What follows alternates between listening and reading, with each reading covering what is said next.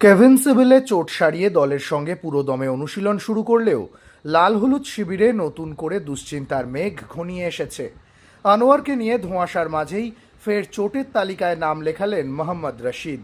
শনিবার অনুশীলন চলাকালীন আচমকাই চোট নিয়ে মাঠ ছাড়েন তিনি। এদিন রুদ্ধদ্বার অনুশীলনে নিজেদের মধ্যে প্রস্তুতি ম্যাচ খেলাচ্ছিলেন অস্কার। এরই মাঝে এক সতীর্থের কড়া ট্যাকেলে গোড়ালিতে চোট পান রশিদ।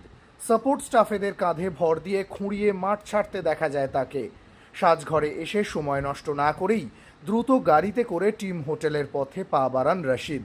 সূত্র মারফত খবর, আজই তার চোটের জায়গায় এমআরআই করানো হয়েছে। রবিবার রিপোর্ট আসবে। তবে গুরুতর চোটে 2 থেকে 3 সপ্তাহ মাঠের বাইরে থাকতে হবে রশিদকে। পরিস্থিতি জটিল হলে সময়টা বাড়তেও পারে। অন্যদিকে শনিবার অনুশীলনেই দেখা গেল না আনোয়ার আলীকে।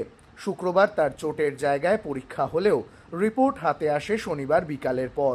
তাই চূড়ান্ত রিপোর্ট হাতে আসার আগে আনোয়ারকে নিয়ে ঝুঁকি নিতে চাননি অস্কার। সূত্র মারফত খবর, সম্পূর্ণ সুস্থ রয়েছেন ইস্টবেঙ্গলের এই স্বদেশি ডিফেন্ডার। আগামী 2 দিন অনুশীলনে ছুটি দিয়েছেন অস্কার ব্রুজো।